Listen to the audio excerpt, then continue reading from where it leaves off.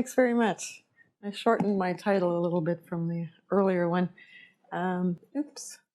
So what I'd like to do in this talk is, our lab actually spans a wide range of methodologies, including using machine learning to model brain circuits, using machine learning to analyze neural data, but we also do human studies to test some model predictions and investigate the impact of some of the factors we know that affect memory systems and look at the impact on human performance and in brain imaging.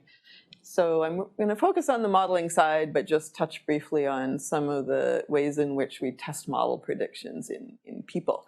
So what I'll do is, this was working a second ago. Now it's not. I will. Oh, it's because, sorry, my laptop was waiting for me to click something. Right. So after a little bit of background, I'll talk about several ways in which we've modeled the hippocampal medial temporal lobe memory system using restricted Boltzmann machines and stacked RBMs in particular as a way of capturing a generative multilayer learning in the brain. And so I'll give a bit of background on why I think this is a good model of the highest level of memory encoding. We often think that this is a good model of the cortical hierarchy, this deep learning, but people don't usually think about applying it to the hippocampal system. A lot of models that you'll see in the literature target actually specific subregions of the hippocampus, modeling single aspects of the circuit as opposed to how it interacts with the rest of the brain.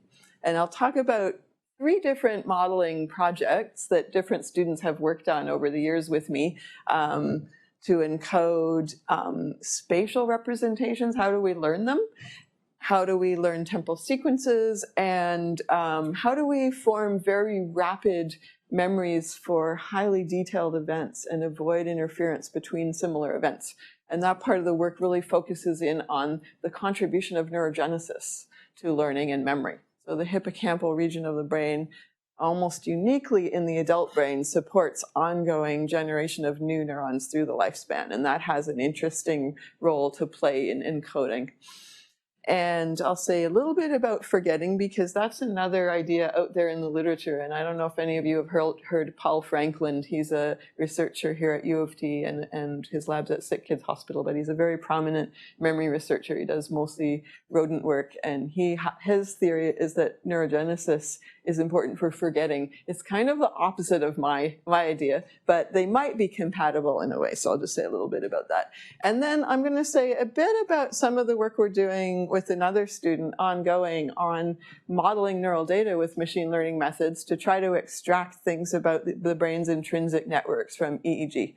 And then finally, a bit of discussion on the flip side to how can machine learning help brain research is, what can we glean from principles of memory encoding, neural coding, and neural architecture that might be helpful in machine learning applications?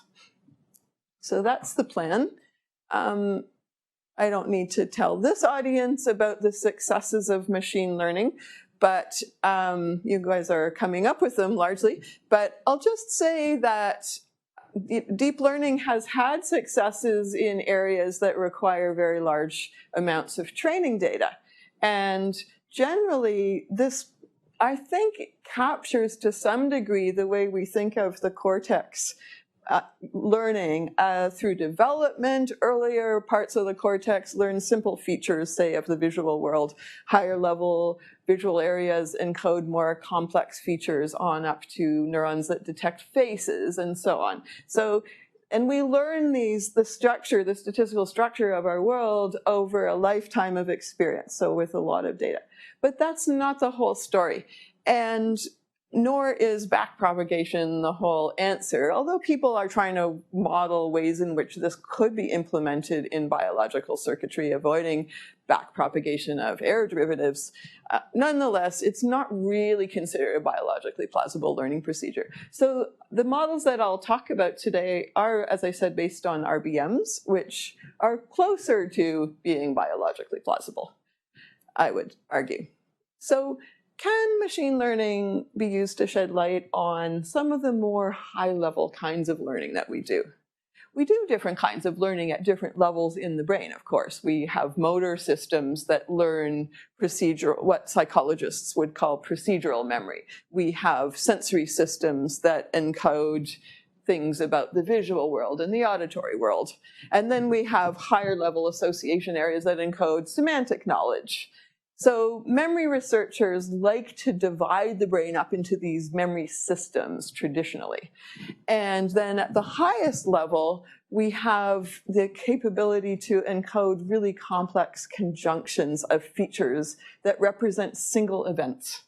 And this is an example I like to show. These are my own photos taken from the G20 summit in Toronto in 2010. And I was just a bystander walking around and snapping photos as this crazy business unfolded. There were anarchists rampaging down Yonge Street at one point, smashing windows. There were others lighting police cars on fire. That was probably just a crazy guy who we saw earlier standing up on top of that statue, top left photo on University Avenue, and we saw him later setting that police car on fire. So this was a really complex event memory that unfolded over the course of hours, that had many different components, different people, different places.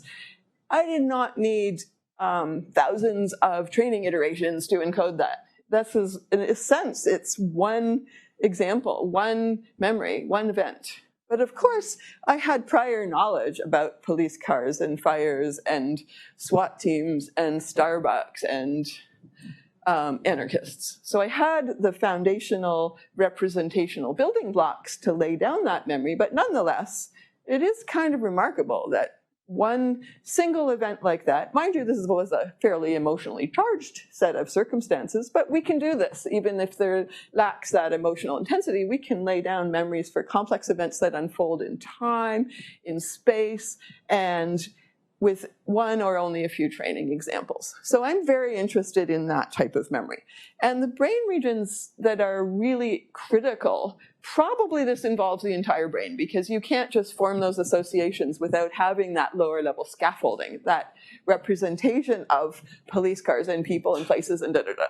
Nonetheless, the hippocampus and surrounding medial temporal lobe structures are known to be really critical for laying down event memories or episodic memories. When you have damage to the hippocampus and surrounding MTL structures, you have the classic amnesia, which is loss of memory for events, sometimes going back in time, but more pronouncedly going forward in time. But it's not just about the hippocampus. And I think it's a mistake to think of that's where you put your episodic memories. And it's one memory system, as opposed to it being an interactive multi-level hierarchy of memory systems that form representations at different levels of abstraction. And I probably don't have to emphasize that too much with this crowd, but memory researchers are actually slow to come around to thinking of the brain in that way. And in that view, the hippocampus isn't even really just a memory system. It's just a system that learns, forms representations, and you use them to guide ongoing behavior. There's an awful lot of evidence coming out that the hippocampus is equally involved in perception as well as retrieving past memories. So ongoing perception representation of the world is being actively represented in the hippocampus as well as all these other layers of the hierarchy, and is being used to drive ongoing behavior. Here's an example from 1991 of Feldman and Van Essen's circuit diagram of you don't need to worry about the details, but key point, the circuit diagram of the visual system and all the visual areas in the primate brain includes at the very top level the hippocampus. And the reason the hippocampus is there is that it's this point of convergence, not just of the visual input, but of widespread regions of the brain. It's a point of convergence. It makes sense. It's at the top of the hierarchy. It's the point of convergence of the two major visual streams, the so-called what and where pathways, but it also receives multisensory information and emotion and context from the prefrontal cortex and other areas. Here's a model proposed by Kali with Peter Dayan that was published in Nature Neuroscience that was a really nice idea that captures just what I'm talking about here, this interaction between the hippocampus and multi-layer neocortical systems. You've got unisensory areas, you've got multisensory areas, and then you've got this area of associations, bringing it all together. And the idea is that the hippocampus is not just this specialized memory module memorizing stuff, but it's actually forming representations that need to be kept in sync with the representations of lower level areas. So a multi-layer generative model makes a lot of sense. And it's really captured in the kind of memory that was described in this paper, and I really resonate with that view of the brain. So now I'm going to just give you a few examples from our research of modeling different aspects of hippocampal function with different students and different models, just to give you a bit of a flavor of some of the work. And so I'll particularly focus on first spatial representations, second high fidelity representations that might be subserved by having neurogenesis in the hippocampus, and then third, temporal sequences. Again, with the recognition that episodic memories are not just snapshots in time, they unfold, they're events that unfold in time and place. So just a brief little background about what do we know about spatial representations in the brain? Well, there's a major distinction between egocentric and allocentric representations. Egocentric being viewer-centered, so your retina receives input from the visual world in a 2D egocentric, retinocentric layout, and maps onto maybe head-centered, eye-centered, different body-based frames of reference in posterior parietal cortical areas and others, and eventually gets mapped on up to the hippocampus, where we think, and probably previous areas where allocentric representations begin to emerge. So they emerge not all at once, but in several regions. Another area that's important is retrosplenial cortex. And place cells, as illustrated here, a place cell might fire when this little rat is in this upper right corner of this box, but would not care whether he's facing north or south. So this same place cell would be active in those two situations. On the other hand, head direction cells are the complement. They'll care about which way the rat is heading. You'll have a completely different head direction cell firing when the rat is facing north versus south. They're not literally magnetic north and south tuned, but they're tuned to environmental features. Nonetheless, they convey reliably within a given environment which way the animal's heading. So these two complementary representations are quite interesting. And then in earlier layers of the sensory motor system, you have different kinds of egocentric features represented, retinocentric, head-centered, and so on. So the interesting thing is that if you want to know how does the brain generate allocentric representations of the world that are viewpoint invariant, it's actually sufficient to have an egocentric map of where things are. Like if I know that the hydro building is on my right, and I know that at the moment my heading direction is south, I can work out that the hydro building is to my west, right? So combining the absolute allocentric heading direction within the environment with my egocentric frame of reference and where certain landmarks are, I could do this computation and work out in allocentric reference frame where things are around me. And thereby, if I can represent all the different landmarks around me and where they are in an allocentric representation and combine them all together, I could uniquely represent a place. So that's roughly what we think is happening in the hippocampus.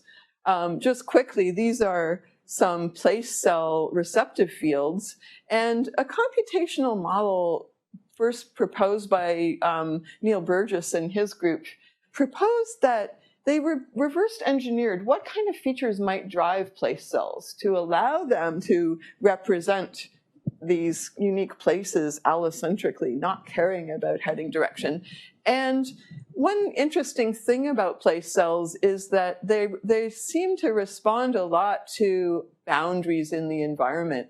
And if you add a new boundary, a place cell that's tuned, say, to responding somewhere along the, say it's the south wall, If you add a new boundary, it'll start responding here. And this model, based on some of these data, proposed that there's something like boundary-tuned neurons. They call them boundary vector cells that respond to boundaries out there in the environment in a certain direction allocentrically and a certain egocentric distance away.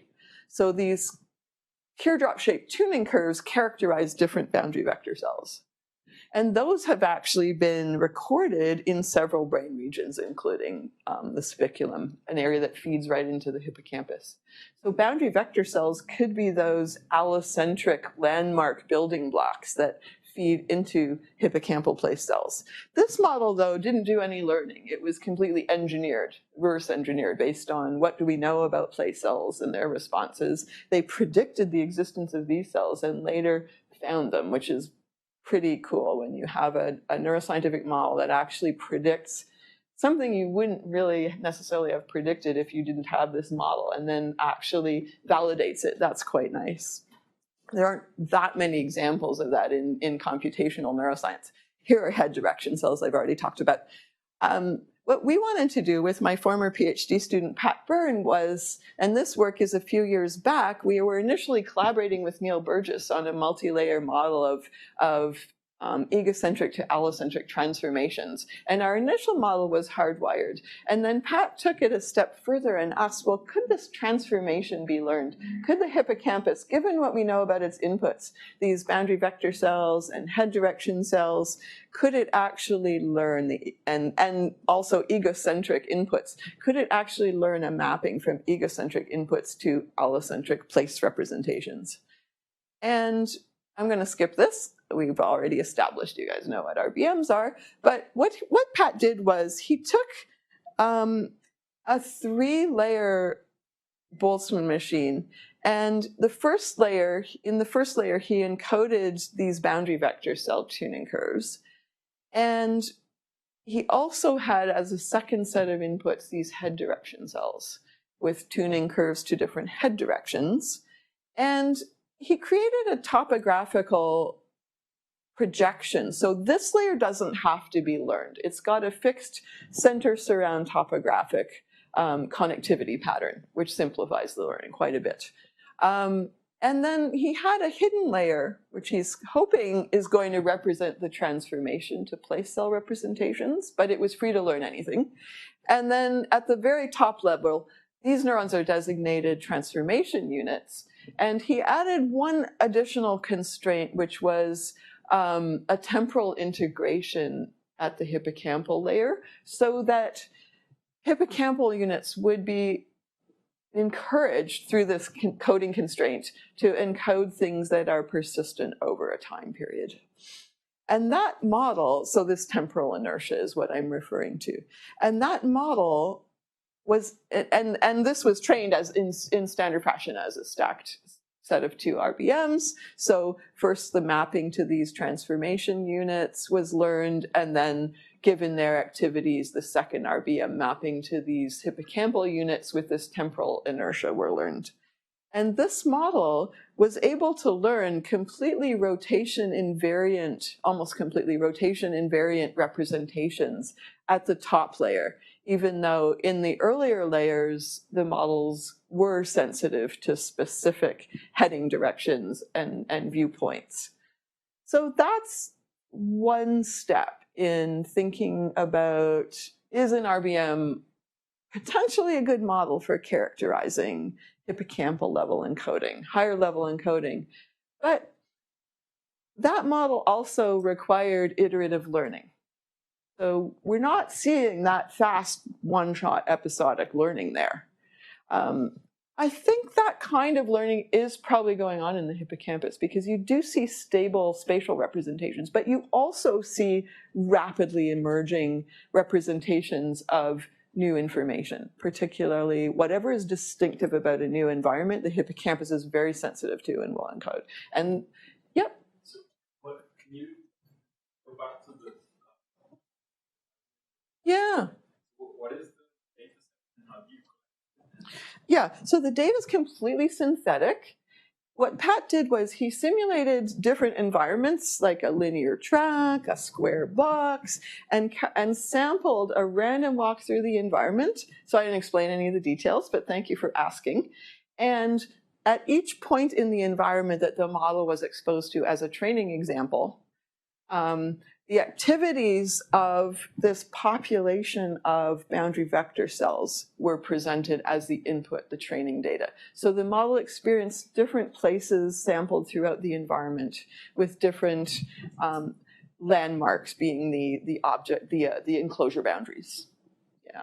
Yes.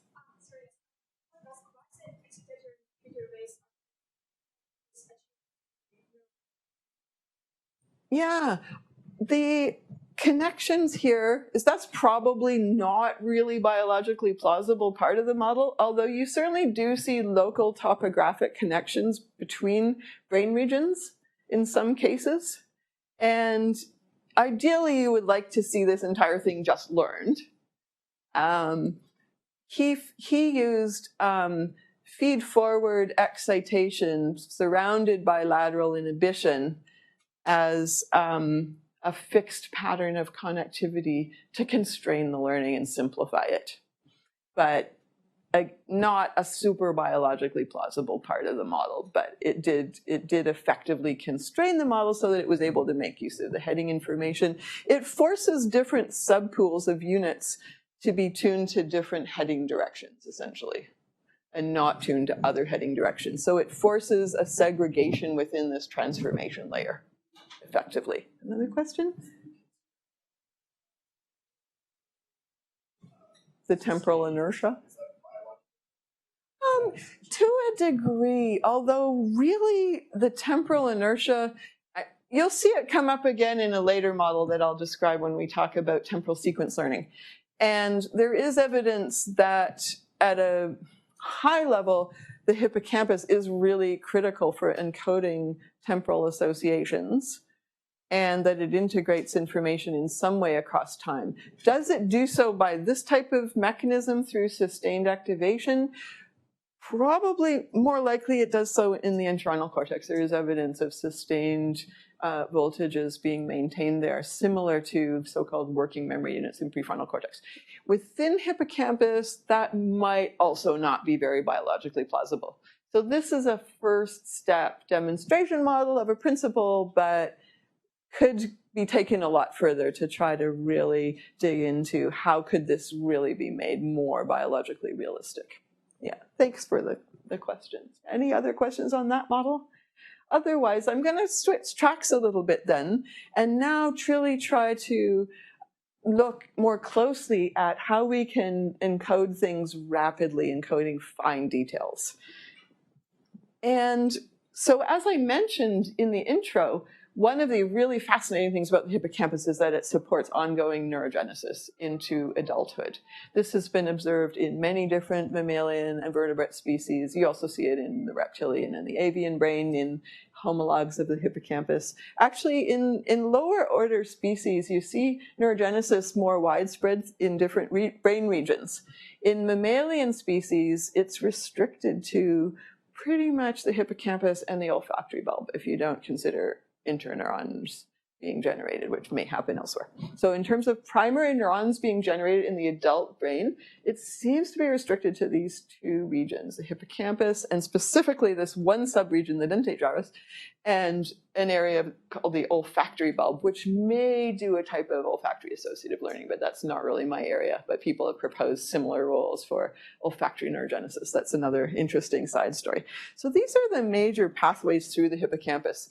Information is projected in widely from different neocortical areas through the entorhinal cortex, and it projects onto all the major hippocampal regions, and finally back projects out to the entorhinal cortex and the subiculum. This is simplified, and back projects to every area that projects into the hippocampus, effectively. And one thing that's really important about the hippocampus that's quite unique is the degree of sparse firing throughout all hippocampal subregions, actually, but the most high degree of sparse coding happens in the dentate gyrus. where we also see neurogenesis.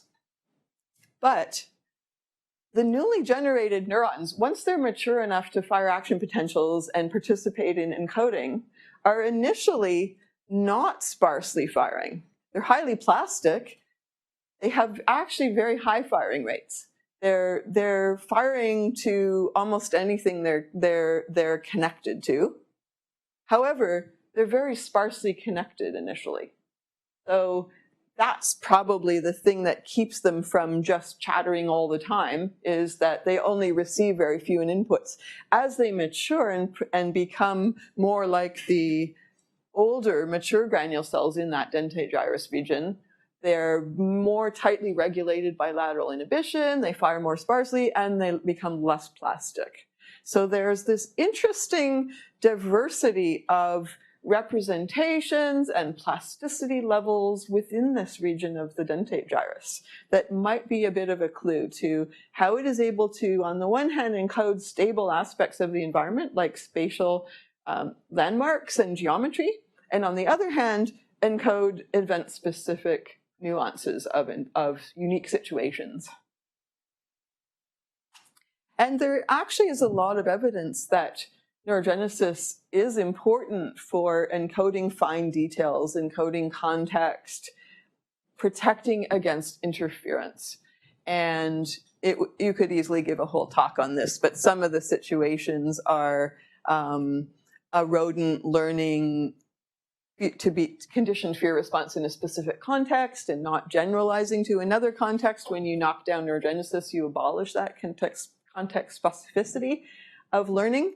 There are ways of setting up similarity across spatial learning events and similarity across visual patterning that rodents who have knocked down neurogenesis are very impaired on. So across a really wide range of different learning paradigms, wherever there's high interference potential, there seems to be more of a dependence upon neurogenesis levels.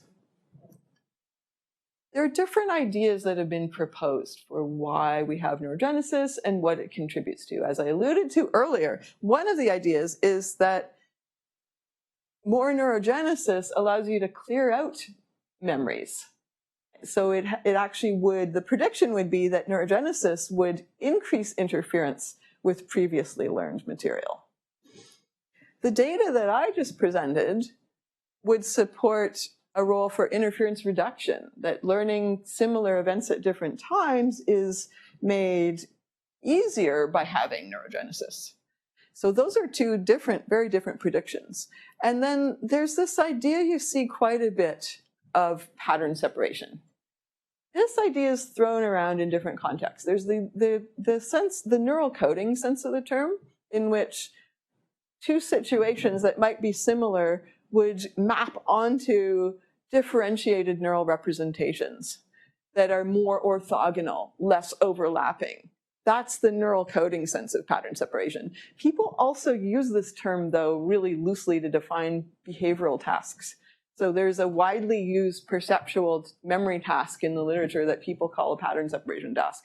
And I think that leads to unfortunate confusion, because you might have a high interference task and be able to solve it not using a neural coding strategy of pattern separation, but using a highly distributed representations that overlap but still are able to differentiate. So I use the term pattern separation to refer to the neural code, not to simply being able to discriminate and deal with interference. But there's also an idea that because those young neurons fire quite persistently, they're not strongly being regulated by inhibition, that they might also contribute to encoding an episodic memory as it unfolds and integrating over time different components of a memory. So I'm not going to completely address all of this. These are just different ideas out there. I'm pretty big proponent of this idea because I think there's a lot of behavioral evidence for it, some of which I just skipped through, but I'll say a little bit about this a bit later. Here's what I think is going on in a schematic. The way I handle coming to McMaster day after day in my car and parking in that same old parking lot and dealing with these highly similar memories of different car parking experiences is, if I have a healthy level of neurogenesis, here's a cartoon of the dentate gyrus. The neurons that are activated in green are the young, newly generated neurons. And the neurons activated in blue are meant to represent the mature granule cells. So those are the highly sparsely coding ones. Those would fire across these two situations. They may be capturing the long-range statistics of that parking lot, the same old landmarks and spatial features. On the other hand, the young, highly active, highly plastic neurons fire in a way that overlaps equally to the degree of overlap, representational overlap at the input layer. So roughly the same neurons are firing in common across the two environments, but it's a different subset. It's enough to differentiate the two environments. And shown in those thick black arrows are that those young neurons are very sparsely connected. They have very few inputs, so they are able to maintain some degree of informational specificity, even though they're very readily fired and they have very low firing thresholds, high plasticity. So the idea is that we use this hybrid representational and learning scheme in the dentate gyrus with sparse coding supporting gradual learning. Makes sense. You know, when you think about it in machine learning, you use sparse coding, radial basis functions in networks where you're learning gradual statistical structure. It's doing maybe, if you like, a kind of clustering, but you don't typically do that with one-shot learning. How can you do one-shot learning? Well, maybe with something like these young neurons that have super high plasticity levels, low firing thresholds, but very, very sparse connectivity. It's almost like they're just firing to random features, very few random features of the environment. And that's a different coding strategy. With this hybrid of coding strategies, that could be really useful. Hint to machine learning people at learning this variety of levels of statistical structure, from long range to immediate single event structure. Some of my former students and another student that's still working with me now, and that I'll talk about a little later, built a restricted Boltzmann machine model of the hippocampus. And I should say that I started discussions with Jeff Hinton around 2007 on a precursor to this model. And we were brainstorming how could an RBM fit the hippocampus and include the multi-layer structure. So a multi-layer stacked restricted Boltzmann machine. And the initial work that Rory did just uses a one-layer RBM, but the work that a subsequent student used and built upon this work actually makes use of the model that Jeff and I proposed. And it was only ever published in an abstract form and presented at a conference, but I do finally have students simulating some of these ideas, and I think they're still really interesting. So the basic idea, again, is that the RBM forms a generative model, but what Rory did was he simulated neurogenesis, not simply by randomly adding in new neurons, which some people have done, but by actually incorporating some of these time-varying features of the young neurons that we know that I've been just describing.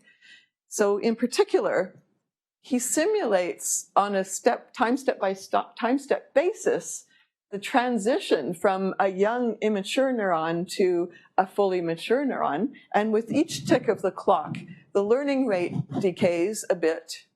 The level of sparseness of activation increases, so more inhibition, increasing sparseness constraint on this coding of activation. So there's a target level of sparseness, there's a learning rate associated with that, and that increases as the neuron ages.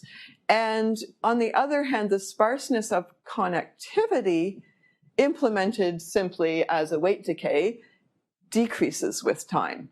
So initially there are very few connections and there's a penalty for adding connections, but that relaxes with time so that a dentate granule cell can become more connected but fires more sparsely, as we know from data that people have collected is the behavior of these neurons with time.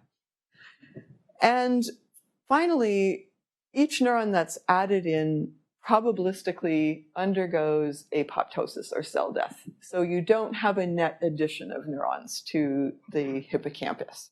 That is a point that's actually still under debate by people who study neurogenesis.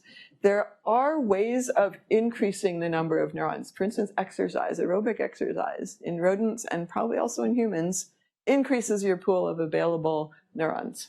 So it upregulates neurogenesis, and possibly with the requirement of learning to ensure the survival of the neurons, they may need to be recruited into new memory formation in order to survive, and they probably die off otherwise. So with all of that, Rory's initial model was just a one-layer RBM, but it had these features of the two populations of dentate granule cells in the coding layer, the hidden layer, the older mature neurons that are sparse coding and slow learning, and the younger hyperactive hyperplastic neurons. And what he found was that when the model was trained on a large number of just random patterns, but subsets of patterns had very high statistical overlap. And he looked at things like, what if you learn all these interfering patterns all in one session? So there's not too much neural turnover, but you have this available pool of young neurons. Versus, what if you learn some things in session 1 and then other overlapping things in session 2 when you've had the opportunity to generate other new neurons and some have died off. So simulating within session versus long time scale between session learning was another interesting twist, because there are those variations in empirical data, and it's a bit unclear when would neurogenesis help you. Maybe it helps you within a session, but between sessions you get interference. So that's still an unresolved question empirically. But what the model said was that for both within and between sessions, neurogenesis actually helped reduce both retroactive and proactive interference. So even when the learning sessions of overlapping information were spaced across simulated weeks, and there was a considerable neural turnover, the neurogenesis did protect against interference. Interestingly, though, having this added body of young, highly firing neurons did not increase pattern separation. So the neurons are highly hyperactive, and a lot of them would fire to the same things, but not all of them. And so even though coding accuracy overall was higher for a model with neurogenesis, relative to just an RBM with a sparse coding constraint, the pattern overlap, the pattern separation was greatest for just having sparse coding, which makes sense. But having sparse coding plus the simulated neurogenesis actually decreased pattern separation, but protected more against the interference. So that's an important takeaway. The model predicts that neurogenesis does not increase pattern separation, but does increase at the neural coding level, but does increase the protection against interference between similar memories. Just as an aside, we have tried to test this prediction in humans as well. And in humans, there's no non-invasive method for measuring neurogenesis. There are correlates like brain-derived neurotrophic factor increases in correlation with increasing neurogenesis. There are different things you can measure, and we have looked at that. In one study, we put people through exercise and also assayed serum neurotrophic factors. And there was a correlation between improvement in performance on a high interference memory task. This is Kirwan and Stark's originally named behavioral pattern separation task, which they renamed the mnemonic similarity task because of that confusion I mentioned earlier. Anyhow, you memorize, you study images, and then you're tested with other images, and you have to say, is this the exact same rubber duck, a similar one, or a brand new image? This would be highly similar, but not the exact same apple. This would be a new spool of yarn. It's not the same at all. And so there are high interfering items that are not identical but very similar. Those items are thought to create the high interference. And interestingly, people who have high levels of stress high levels of binge drinking, high scores on depression inventories are more impaired on this. And another task maybe I'll skip over in the interest of time. People who have been put through a high-intensity interval training exercise program for 6 weeks actually improve. That was this paper. They actually improve on this task. And this final study did a more moderate form of aerobic exercise intervention and also assayed, as I said, the neurotrophic factors and found a correlation between for those who responded highly to the exercise, not everyone does, who showed increase in VO2 max, level of fitness. They also improved on mnemonic similarity performance and had elevated levels of these serum neurotrophin. So all consistent with the idea that this could be neurogenesis mediated, which is interesting. So all of that does support the idea of a role for neurogenesis in reducing interference between similar memories. And as I said, a little bit later, I'll get back to the idea that what about a role in increasing interference and forgetting? I'll just speculate a bit on that. The last model I want to talk about in terms of trying to understand hippocampal coding with RBM-type generative models was developed initially by Rory. So he simulated a one-layer model and all these properties of young neurons.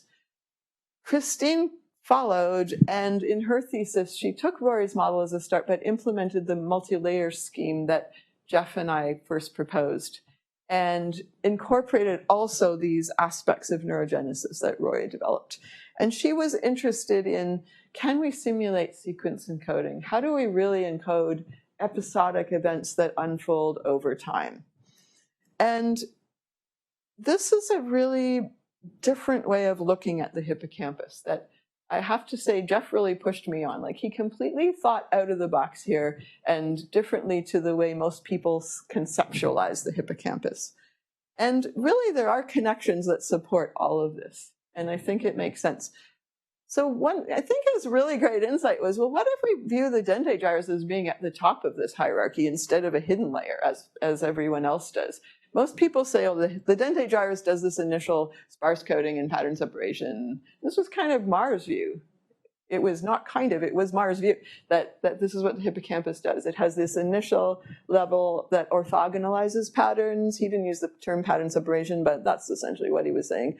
And then it's got this area that has these very prominent recurrent collateral connections within the CA3 region that associates information together. So many modelers have said, okay, input gets mapped here, pattern separation happens, then it gets mapped here, pattern completion happens. Each area has its own little unique function. And we said, well, no, maybe it's just a multi-layer learning system that performs these things, but as a circuit, as a whole. And the interesting thing about the dentate gyrus is that this sparse coding, coupled with some associative capacity, is really useful for encoding single events, right? So it makes sense to view this at the highest level as encoding single event memories. And when you bring in these properties of the young neurons, that they're highly plastic and readily fireable, you can easily encode things that are happening that are unique to a single event. So one-shot learning is facilitated by having this pool of newly generated neurons. More stable representations of events across multiple exposures can be facilitated by having this highly sparse code that associates, for instance, all the aspects of a single place together. So a unique place representation might not be event unique, but it does uniquely encode this place. And then the particular people that are here right now, I probably won't remember them all, but if I had a really hyper-functioning hippocampus, I could use those young neurons to encode every single person that's here in the room now that makes this event unique, and that what happens next after I walk out the door. Another thing that we proposed, though, was that these recurrent connections are not just associating information together. Again, the predominant view in the field that started off from modelers stating that maybe this is what's going on. It's been repeated like a mantra, as if this is got to be the truth, is that this is doing pattern completion. Well, pattern completion can happen with also these feed-forward and feedback connections, right? You can, any generative model will give you that. You extract features at a progressively more abstract level, and then you use the feedback to actually, in generative mode, to generate a complete pattern.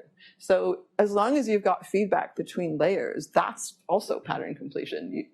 It may be that it's facilitated as well by having these massive recurrent collaterals, but we propose that actually maybe that's what's allowing you to form associations across time. So we propose that this layer is actually acting like a conditional restricted Boltzmann machine with information from previous time steps being associated forward in time. So that's a simple way to bring time into encoding. It's easy to implement. You could go with a more fully TRBM and do backpropagation through time. And you might be able to simulate some of the really interesting phenomena that people observed in hippocampal recordings. For instance, during sleep, after a rat has been running through a trajectory in a maze and you record from those neurons, there's actually replay. Event replay happens during actually awake periods with slow wave oscillations and during certain phases of sleep. The hippocampus replays sequences both in forward and in reverse order. So reverse replay is really a cool thing that could potentially be easily modeled by a TRBM that requires that reverse replay in its generative mode in order to fully learn both forward and backwards in time, right? So there's a lot of interesting things about this kind of model that could potentially simulate a lot of aspects of hippocampal data and sequence encoding. Okay, so just a brief look at some of the results. So Christine ran a similar simulation to the spatial model that I told you about earlier, using boundary vector cells as the input representation and 2 successive layers of encoding, so 2 stacked RBMs, the first forming temporal associations and the second forming more sparse high-level associations, and having neurogenesis available to encode specific events. And these are preliminary simulations. She's still adding more to the complexity of the environment. This is a simple linear track. The model is trained to move along the track and associate points across time. And when run in generative mode, we're looking at, can the model predict across the entire sequence the final location on the track? And it does very well, but it actually gets much lower error in the models that have neurogenesis. So it's improving initially. So this is across about 20 training epochs across the linear track. It's not something that it learns in a single shot, but in a small number of iterations, it's able to encode a linear sequence through an environment. All right, so if people want to break and ask questions on that model, otherwise I'm just going to speculate a little bit on forgetting and then move a bit into some of the things we're doing with modeling brain networks. Good with that? So yeah. Question. It's about the time scale. Yeah. When you do this training, right? Like, you have an association for like the learning rate and so on, which happens in the brain. Okay, so if I understand your question, there are a lot of aspects to how do we learn things at different timescales. And this is a really simplified model that just has one timescale of operation. It has been proposed that the hippocampus actually contains a heterogeneous population of timescales that have different temporal sensitivities. You could imagine taking this model and building that in by having different neurons that integrate with different time constants, having a population of those. And that would be one way to address it. We're also able to integrate, like the initial example I gave you of the G20 summit memory event unfolded across hours. And that probably involves many interacting brain regions, not just the hippocampus integrating over relatively short time periods. The hippocampus itself probably integrates over maybe a span of seconds, probably not minutes to hours to longer. And how do we do that is really interesting. Other really related questions are how do we decide on event boundaries and decide that something is part of temporally and spatially part of this event, but not a new event. There are all kinds of interesting questions to do with how do we do that? Yeah. Any other questions? Yes.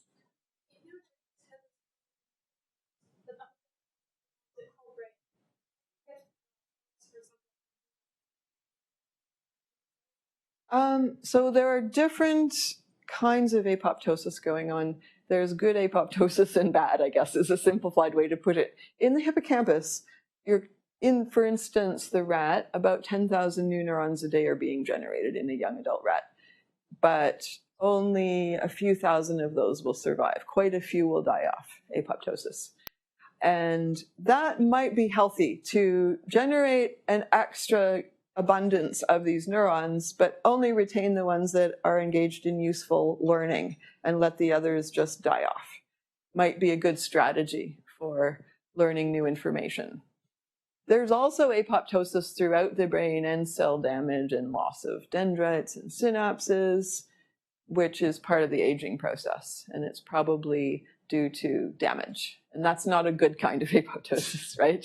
We try to avoid that. So there's probably a healthy degree of pruning when you have neurogenesis and you don't want to retain every neuron that you add. And then there's just the degradation that happens with oxidative stress and these different factors that impact. So ideally, we're not losing a lot of neurons in areas like visual cortex. And we're not also generating new neurons in those areas. But we have very stable representations there for the most part, although there's still plasticity.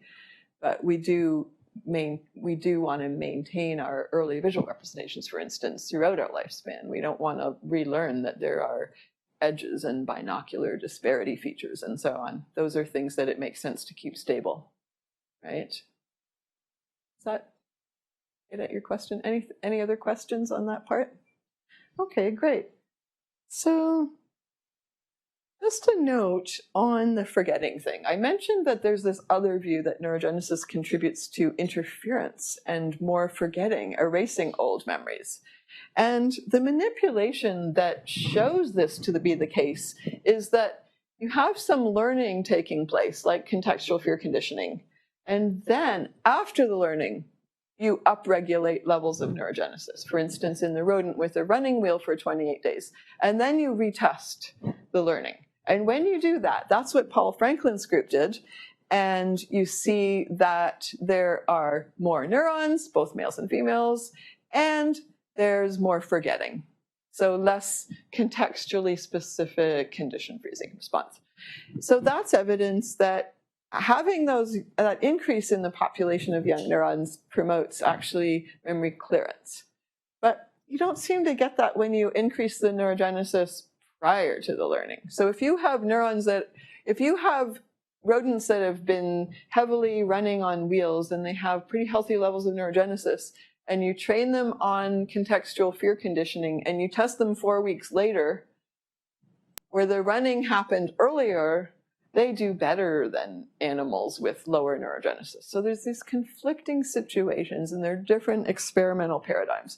And my take, and we want to simulate this, it would be pretty trivial really, would be that when you, post-learning, when you suddenly increase neurogenesis, that you've now got overall higher activity levels in the dentate gyrus, and that some homeostatic process is going to kick in to renormalize activity levels to some target. So if you've got more of those young, highly active neurons, it makes sense that you would increase inhibition on the mature granule cell population. So you've got even more sparse coding. In a way, you're suppressing representations that were there before to rebalance the activity. And that could mask the earlier acquired memories that was manifested by those mature dentate granule cells that are now being more inhibited because you upregulated neurogenesis in this incremental way post-learning. So that's a potential explanation for why you see this could be. So the last researchy point I want to make, and I don't have a lot of time left, I have a little bit of time, is Oops, sorry. I've looked at ways of applying machine learning to modeling brain circuits, and now I just want to touch on some work we're doing where we're applying machine learning methods to actually decode what the brain is doing, so more applying it to neural data. And my focus has been largely on one brain area, the hippocampus, but I acknowledged at the outset that it's part of a set of interactive brain regions. And memory researchers are increasingly recognizing that these circuits are not only exclusively about memory and that they're participating in large-scale brain networks. And characterizing those large-scale brain networks is not easy to do with neural circuit level models. And it's not easy to do either with brain imaging, but largely with fMRI studies, it's been revealed that the brain has these intrinsic networks, sets of brain areas that tend to fire together in certain cognitive tasks. And there are probably many, probably more than these, but three in particular that have received a lot of attention are the so-called default mode network, the salience network, and the central executive network. Now, the default mode network is of interest to my lab because the hippocampus is part of it, but it interacts with other medial temporal lobe areas, posterior parietal areas, and frontal areas. And it's important for, yes, things like autobiographical memory retrieval, but also future planning, a wide range of cognitive tasks where it's self-generated, internally focused thought, which could include imagining in the future where you're going to go on holidays or what you'll have for lunch. Whereas the central executive network is more associated with externally focused tasks. When you're on task and attending and focused on, say, scanning for the person you want to meet down there in 5 minutes, you're engaging your central executive network, not so much your default mode network. And then this anterior salience network, there's a lot of evidence that it plays a role in gating activity between these two major modes of brain activity. And if you're able to effectively use your salience network, you can switch out of your daydreaming mode using your default mode network into, oh, I better pay attention now to what's going on. So we routinely switch back and forth between these networks and different cognitive modes. And as I said, it's not easy to characterize these networks unless you put someone in an fMRI scanner and you have access to which brain regions are active. But we're really interested in trying to characterize the networks from EEG. EEG is more affordable and more portable. There are portable wireless electrode configurations that you could take in and apply to a patient or just use in everyday life with participants in the study much more easily and track brain networks, which would be very useful for a variety of reasons. So we've been running a simultaneous EEG and fMRI study and having people engage in different tasks that are known to activate these core intrinsic networks. So this is step one. We use simultaneous EEG fMRI, and people engage in blocks of trials, either autobiographical memory retrieval trials. Prior to scanning, we had them generate some autobiographical memories and describe in detail in narratives and identify keywords, and now we can provide the keywords and cue them to retrieve the memories. Or they're engaging in a working memory task, where there's a stream of words, and rather than retrieving memories, they occasionally form an N-back task. What word did you see 2 back? And on switch trials, we expect them to engage the salience network. So we've collected data now from 15 people. It's ongoing. It's a really big job to analyze the data. But what we want to do is, what we are doing, is processing the fMRI stream to generate training labels, and then apply machine learning methods to the EEG stream using those training labels to try to extract EEG features that could characterize the networks. Now, we know quite a bit about EEG features that are relevant to some of these networks. For instance, people have used EEG in working memory studies and looked at things like frontoparietal coupling in certain frequency bands. So we know the kinds of features that would be relevant, which involve cross-electrode coupling in different frequency bands. So we can use features like phase lag index and coherence across electrodes. The thing is, when you've got 128 channels and you compute all the possible cross-electrode couplings across these range of features, across a range of frequencies, you end up with, well, we're looking at things like on the order of 1 million features. So the best approach so far that my students have found is to actually just use this very large set of features that we know actually work well on this problem, use a feature selection method, feature pruning, and then a simple classifier in SVM. They've also tried things like learning features from the ground up using things like CNNs, but they just don't work as well. And it makes sense in this case. If you know a lot about the relevant features, you should use them, right? So we have a very large data sets. We're using the Compute Canada facilities to run these simulations, but we are getting some interesting results. And here's just data from one subject. When the features that are finally arrived at are projected down into a 3-dimensional space, you can see salience network. We don't have as many trials there. Default mode network and central executive network separate out, in this case, very, very nicely. And actually, if you train single participant models, you get almost 100% accuracy if you just do a 3-way classification on the 3 networks. If you throw all the participants together and train a cross-participant model, you don't do as well, but you can get up to maybe close to 65, 70% accuracy, which is not bad, well above chance. Could be sufficient. And another thing we're doing in parallel is trying to validate these measures. So if we have valid EEG measures of which brain network you're activating, we can track these in patients, for instance, with post-traumatic stress disorder. So one study we're actually just beginning at the Homewood Institute in Guelph is using the Interaxon Muse as an intervention and collecting EEG data pre and post while people are in the PTSD unit as inpatients. And these brain networks are very dysregulated in PTSD, so we can track them and ask, do they resolve over the course of this treatment? We're also doing an intervention study at McMaster where we're having people do 10 weeks of running versus the neurofeedback with the Muse versus the combination. And we're measuring a very wide battery of cognitive and mood scores, but also these EEG measures of the brain networks. And we expect to see that the neurofeedback manipulation should be acting in a way, you're learning to better control your brain activity, essentially, when you're engaged in a neurofeedback of any sort. And I don't think it matters all that much what the target of the neurofeedback is, which specific frequency band. You're learning better control over your brain state. And you should see that transfer to things like better cognitive control, better relaxation, many other things that we see with mindfulness and meditation and all these other methods of learning to control your brain.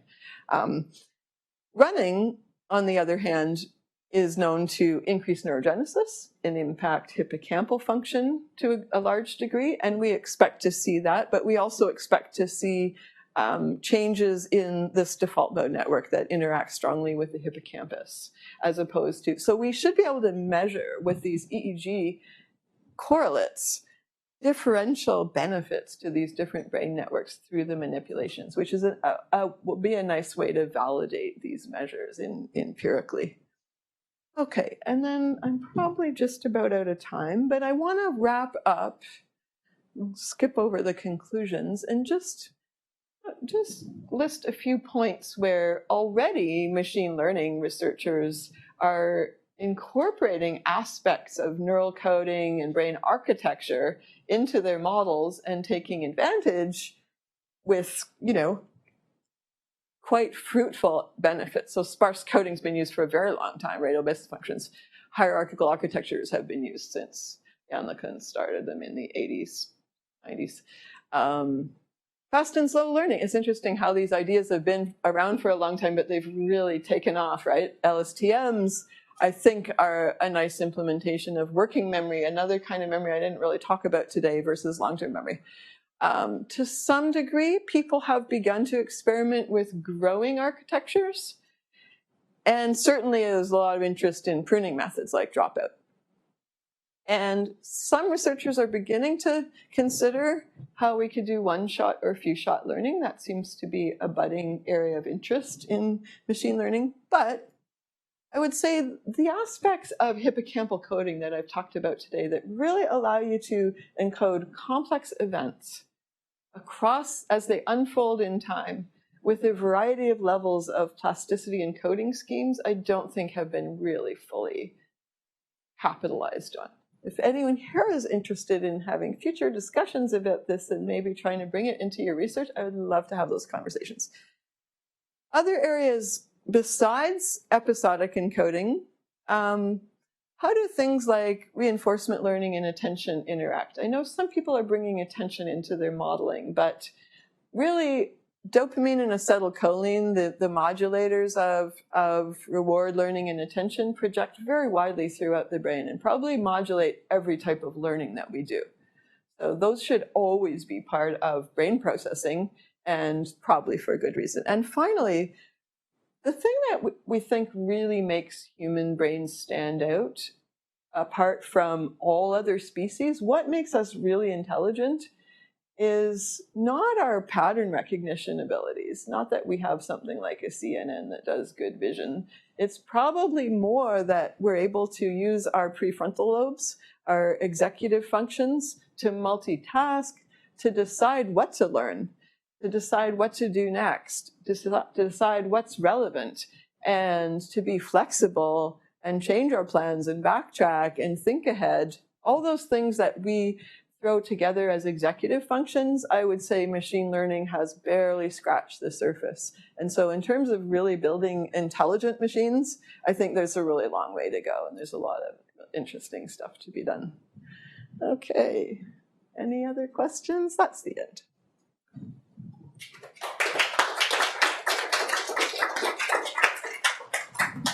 Thank you.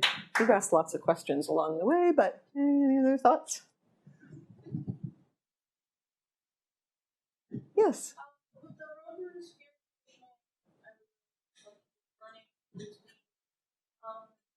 learning, like if it matters, task beforehand was positive task. Oh, I don't know if that's been explored. It's a really good question. My prediction would be it's not so relevant whether it's positive or negative reinforcement, but that there's a complexity to the learning, that it's context specific, and so it's hippocampal dependent, and therefore dependent on neurogenesis. Simple conditioning doesn't require the hippocampus, learning that A predicts B, where B could be a positive outcome or a negative outcome. But in textual conditioning, learning that it's this context and not some other context that predicts fear does require the hippocampus and is neurogenesis sensitive, moreover. So that would be what I would predict, but I don't know if that is specific study's been done. Thank you. Question. I would like to understand what's the biological or what we presented to seemingly ideas for forgetting. One is more cells dying, and the other one is for generating. That's also forgetting, right? And I don't have too much biological intuition behind it, but say we have a very basic feed-forward neural network. My understanding is that adding or removing latent variables. Yeah, exactly. That's your initial assumption, right? If you start messing around with your network architecture by rewiring things, you're going to lose knowledge that you learned prior.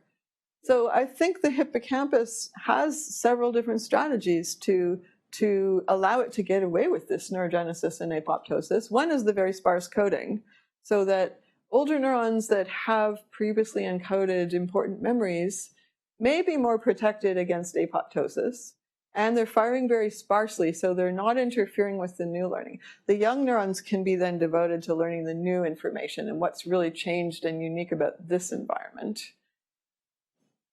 If they've not been recruited into new memory circuits, then they tend to die off, is my understanding of the biological data. So there's apoptosis, but it's happening by and large with the newly generated neurons based on a utility principle.